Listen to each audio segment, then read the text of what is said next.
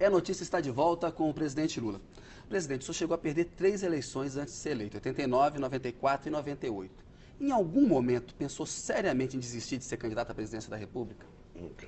Eu pensei em desistir em 89, quando no mês de julho saiu uma pesquisa publicada por um jornal que eu tinha caído de 3 para 2,75. Aí eu falei, pô, eu vou terminar a eleição devendo ponto para o Ibope, então deixa eu cair fora.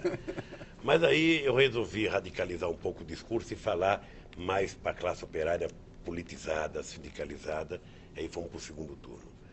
E hoje, Kennedy, eu dou graças a Deus de ter perdido as eleições que eu perdi. Porque, no fundo, eu acho que cada eleição que eu perdia era uma lição, era um curso de pós-graduação que eu fazia para a próxima eleição. Se credenciou E eu para acho ser que eu eleito. cheguei na presidência mais preparado, o partido mais preparado, os aliados mais preparados. Então, eu também não me queixo. Perdi 3 eleições, aprendi com as derrotas, conheci mais o Brasil, conheci mais o povo e pude fazer. E não desistiu por quê? Porque acreditava que ia chegar? Eu acreditava. Kennedy, você está lembrado, em 1985 eu dei uma entrevista para um jornal importante em São Paulo em que eu dizia, não acredito que um trabalhador chegue à eleição por conta do voto. Aí deu uma polêmica danada. Aí quando foi em 89 eu tive 47% dos votos no segundo turno. Eu falei, não, é possível, é quase. Aí passei a acreditar. E para mim era uma questão de tempo. Em 94, você está lembrado, eu estava com 44% no mês de março. Aí começou a URV, começou Plano o Plano Real. Real, sabe? Não tinha candidato para me enfrentar, inventaram o Era o Fernando Fernando Henrique Henrique. Cardoso, que não seria candidato a senador porque não tinha voto naquela época. O Plano Real o levou a presidente da República. Agora, era uma agenda que o povo queria, né? Ou seja, eles conseguiram arrumar uma agenda Era que muito difícil falar contra o Real na campanha política, ou seja, tirou o discurso. tinha uma propaganda do pãozinho que era mortal e que eu não conseguia. Eu falava mal do Real, eu percebia que as pessoas não acreditavam no que eu estava falando. Mesmo assim, eu ainda tive 24% dos votos, que foi uma votação boa. E foi uma crítica equivocada do PT, porque o Real acabou dando certo, né, presidente? Mas é que de vez em quando a gente não aceita reconhecer mérito das pessoas. Um dirigente sindical, ele faz uma pauta de reivindicação, muitas vezes ele não quer que o patrão atenda, para ele não ser chamado de pelego, pedir pouco. Então, acho que o PT cometeu um erro de não apoiar o Real. Sabe, isso nos colocou em dificuldade na campanha. Em 98 foi outra campanha muito difícil, porque eu sabia o discurso, ou seja, o discurso do adversário era primeiro preparamos para depois fazer isso, eu sabia que ia pegar na opinião pública, mas tivemos 32% dos votos. E depois chegou a minha vez. E política, quando chega a vez, Kennedy, pode acontecer o que aconteceu. Eu nunca, em 2002 e 2006, eu nunca me passou pela cabeça não ganhar as eleições. Nunca. Eu tinha a tranquilidade de alguém que sabia que ia ganhar as eleições. E o que sentiu em 2002 quando chegou naquele posto que... Olha, hoje eu posso contar. Ou seja, eu passei algum tempo, que eu acho que é o que o Obama está sentindo agora.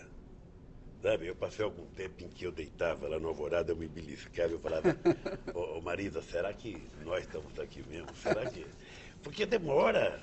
Ô, gente, o que nós fizemos no Brasil foi uma coisa estrondosa, não tem exemplo no mundo.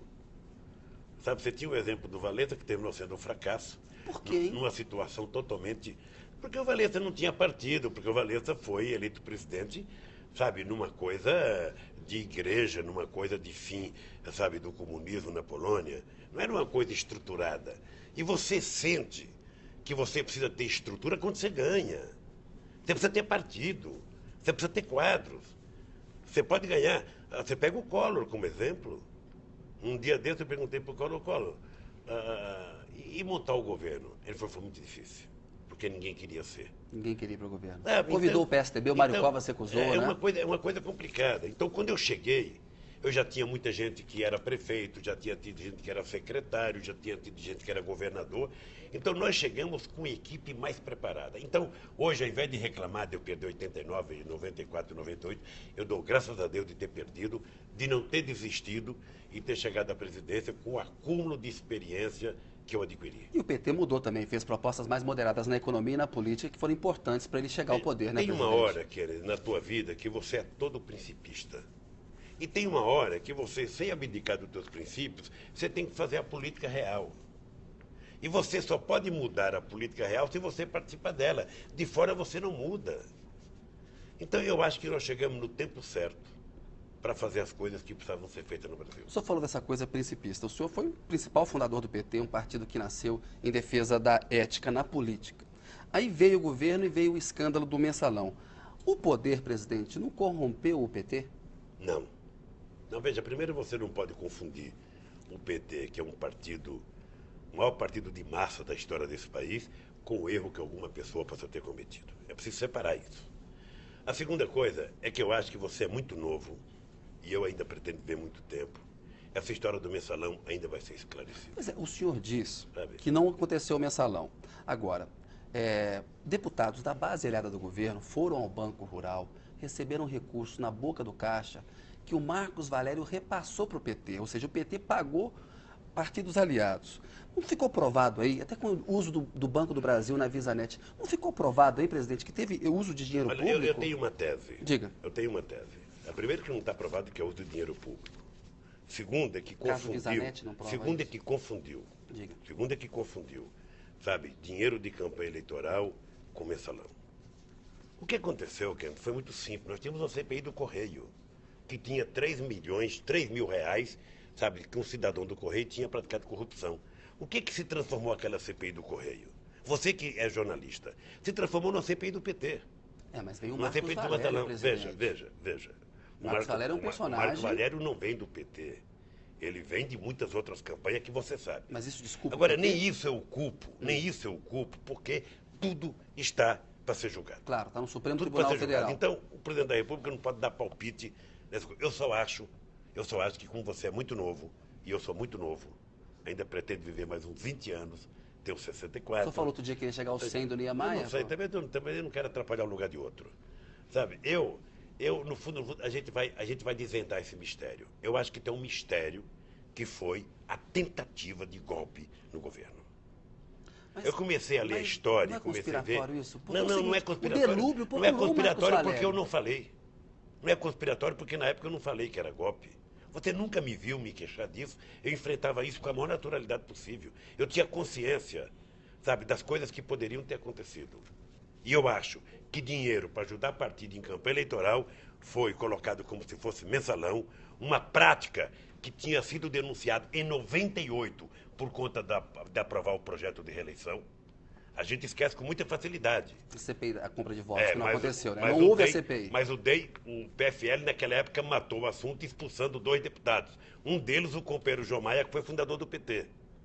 Então eu não vou entrar nesse assunto, porque também está sendo julgado e vamos esperar que a justiça julgue as coisas todas. Agora, tem uma coisa que virou um bordão aí na imprensa. O Lula não sabia, eu não sabia. Como é que um presidente não pode saber? Porque existia um personagem real. Existia o Marcos Valério, existiu o delúbio, houve empréstimos que não contabilizados, ou seja, Caixa 2, que é crime eleitoral, né, presidente? Como que é possível o presidente não saber? Veja, deixa eu lhe falar uma coisa.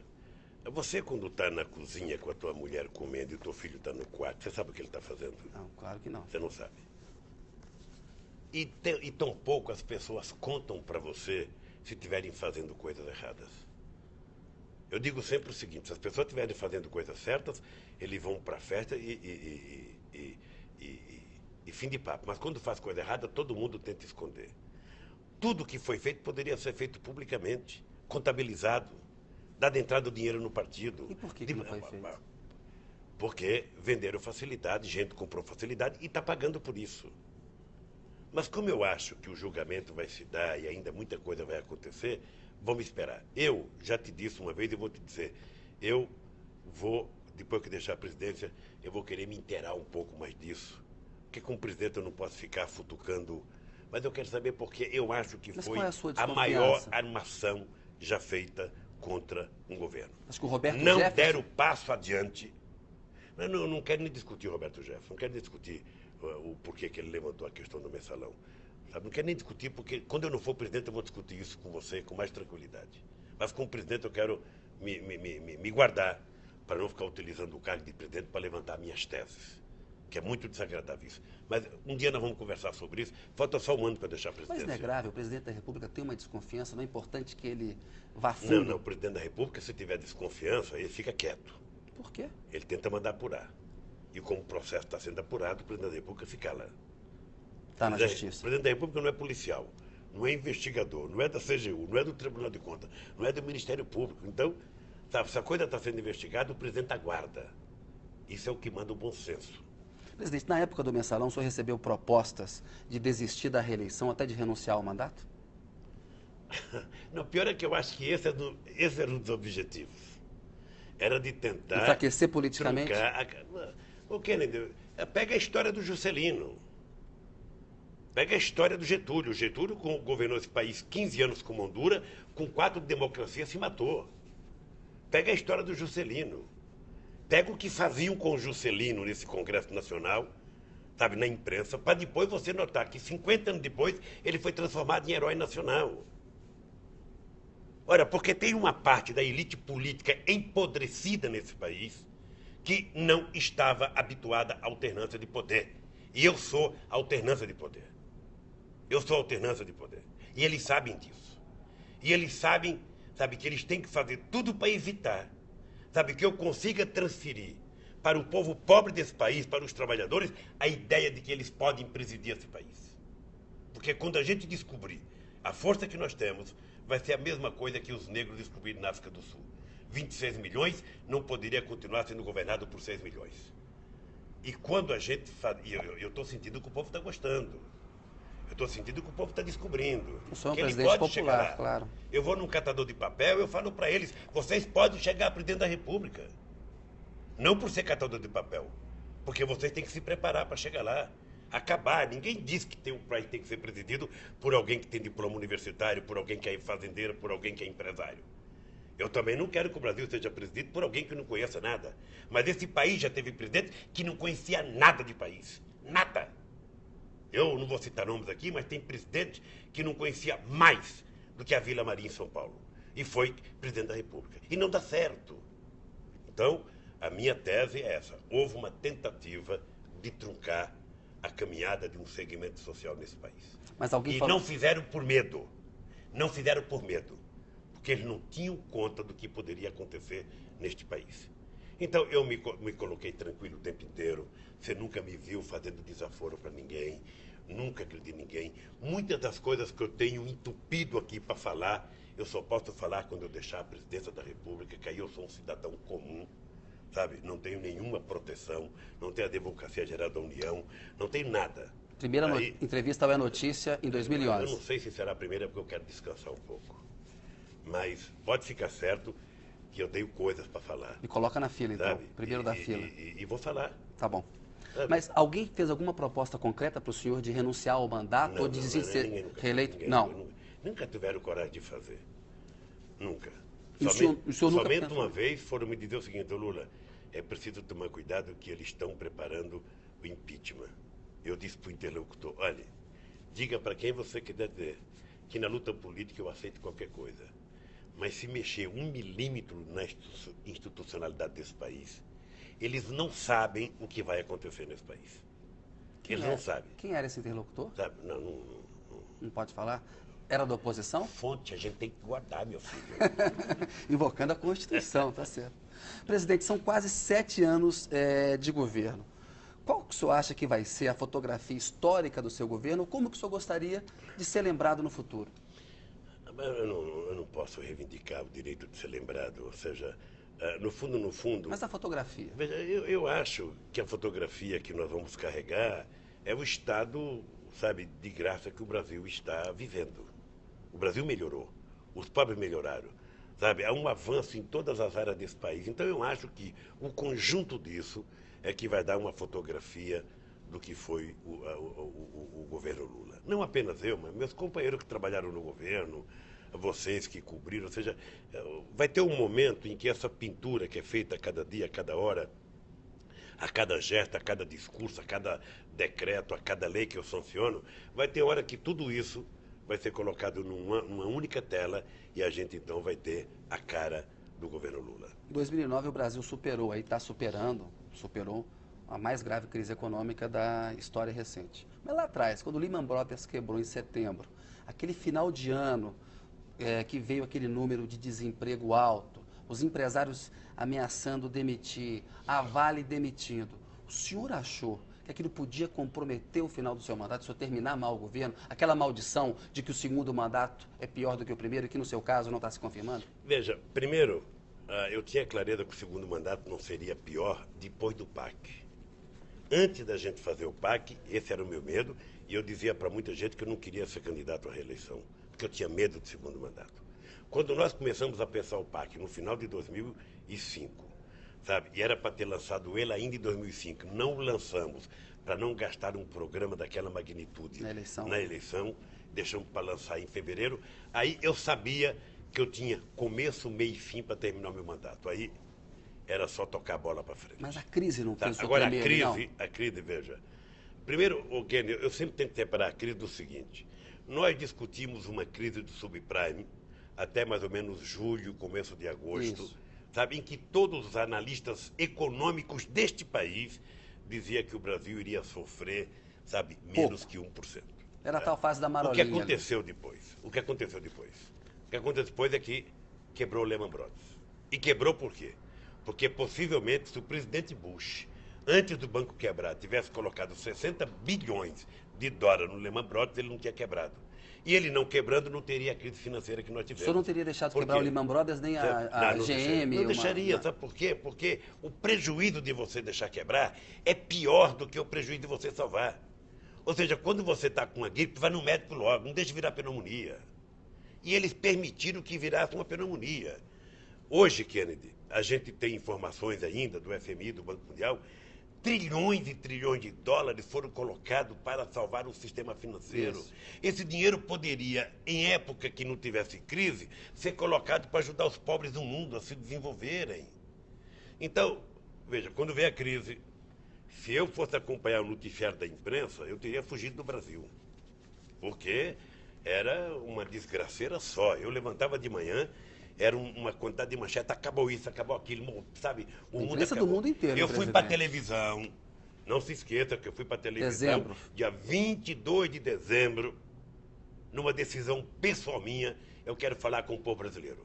Se está sendo vendida a ideia que o povo não está comprando porque ele vai perder o emprego, eu vou para a televisão dizer, ele vai perder o emprego exatamente se ele não comprar. O senhor comprou uma geladeira, fui para a televisão e fiz um discurso de 8 minutos, um pronunciamento de 8 minutos, sabe, conclamando o povo brasileiro e, sobretudo, o povo mais pobre, a consumirem de forma responsável. Que ninguém fizesse dívida superior ao que pudesse pagar, mas que comprasse. Porque se não comprasse, a fábrica não ia produzir, a loja não ia vender, ele não ia ter emprego. E, graças a Deus, deu certo.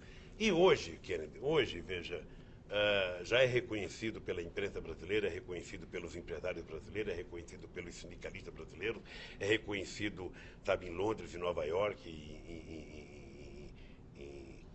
em Bonn, em Berlim, é reconhecido em Paris, é reconhecido em Tóquio, é reconhecido em Xangai, sabe, que o Brasil é o país que melhor se preparou para sair da crise, porque fizemos tudo que tínhamos que fazer. Liberamos compulsório, colocamos dinheiro da dívida externa para financiar a exportação, fizemos o Banco do Brasil comprar bancos importantes, fizemos o Banco do Brasil comprar o Votorantim para adquirir expertise em financiamento de carro usado.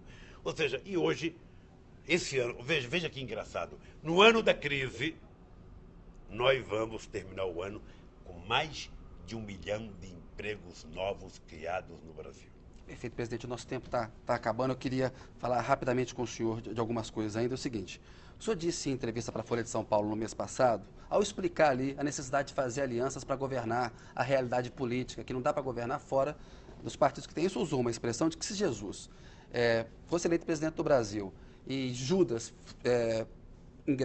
participasse de um partido político, teria que haver uma aliança entre Jesus e Judas. Jesus teria que chamar Judas para conversar. O senhor acha que ele isso errou na expressão? O que o senhor achou? Eu posso ter exagerado de colocar o nome de Cristo. Agora, não tem simbologia para o povo entender melhor o que eu falei do que utilizar o nome de Cristo e de Judas. Sabe? Porque essa é a questão da política. Que quando você foi eleito presidente de alguma coisa, mesmo que seja do clube, do jornalista da Folha, sabe? O que você vai fazer? Você vai trabalhar com aqueles que têm o voto de decisão e é com eles que você tem que negociar. Você não negocia na esquina. Sabe? Você negocia com quem tem voto. Os senadores estão eleitos. Só pode mudar agora, em 2010. Os deputados estão eleitos, só pode mudar em 2010. Então eu não posso negociar com você, por mais boa intenção que você tenha, você não me dá um voto no Congresso Nacional. Então, é essa a imagem que eu quis passar para que o povo compreendesse. Eu tenho certeza absoluta que o povo que leu compreendeu perfeitamente bem o que eu estava falando. Presidente, licença mais um minutinho. A notícia volta já já com o presidente Lula.